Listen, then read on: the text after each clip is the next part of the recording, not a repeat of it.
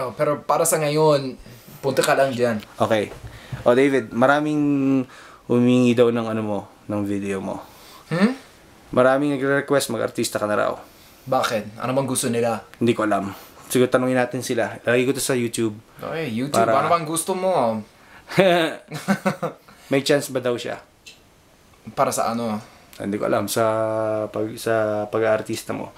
Basta sisiguraduhin mo lang na meron akong 30% na makukuha doon sa sweldo mo. Instant money sa akin.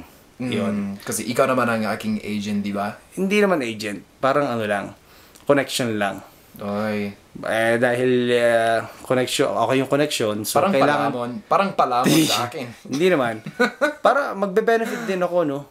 Sayang naman yun. Instant money yun sa akin eh. So, Baka naman hindi. so sinabi mo yan ha. Walang bawain yan.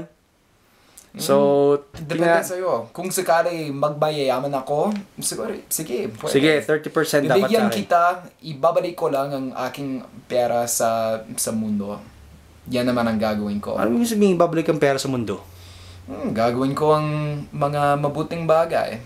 Gusto ko lang tulungan ang mga tao. Oh yeah, tulungan mo ako. So, akin ang 30% nakikitain mo para meron akong instant money para hindi na ako masyadong magtatrabaho ng may Ay, sige, masyado. pero ano bang gagawin mo sa 30% mo? Aba, akin na yun. wala ka nang pakialam doon. It's up to me. But anyway, yeah, maraming humingi sa iyo ng video. So, we're just making one. Okay. Alright? Alright. Alright. Sige, bye-bye. Bye.